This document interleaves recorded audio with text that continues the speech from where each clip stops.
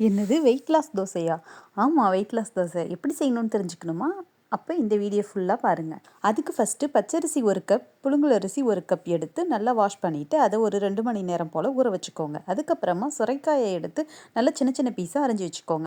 அதுக்கப்புறம் ஒரு மிக்ஸி ஜாரில் 4-5 வரமிளகாய், 1 பல் பூண்டு, 1 ஸ்பூன் சோம்பு, 1/2 ஸ்பூன் சீரகம் சேர்த்துக்கோங்க. அது கூடவே நீங்கள் பொடியாக நறுக்கி வச்சுருக்கிற சுரைக்காயும் சேர்த்துக்கோங்க. சேர்த்து நல்லா ஒரு பேஸ்ட்டாக அரைச்சிக்கோங்க. அதுக்கப்புறமா ஊற வச்ச அரிசியும் இது கூட சேர்த்து 1/4 டீஸ்பூன் மஞ்சத்தூள், 1 ஸ்பூன் உப்பு சேர்த்து நல்லா கொரன்னு அரைச்சிக்கோங்க.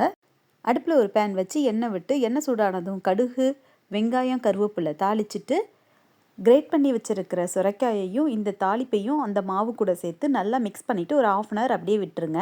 அதுக்கப்புறமா உங்களுக்கு தேவையான அளவுக்கு அது கூட தண்ணி கலந்து தோசை மாவு பதத்துக்கு கலந்து எடுத்து வச்சுக்கோங்க. ஒரு தோசைக்கல்லை வச்சு அந்த தோசைக்கல் நல்லா ஹீட் ஆனதுக்கப்புறமா எண்ணெய் தேய்ச்சிட்டு அதுக்கப்புறம் ஊற்றுங்க. ஊற்றிட்டு கொஞ்சம் தாராளமாகவே எண்ணெய் விட்டு 2 பக்கமும் நல்லா முருகலாக செவர விட்டு எடுத்துக்கோங்க. இதை இப்படியேவும் சாப்பிட்லாம், நீங்கள் தேங்காய் சட்னி கூடவும் சாப்பிட்லாம். பிடிச்சிருந்தா சேனலை சப்ஸ்கிரைப் பண்ணுங்கள். தேங்க்யூ.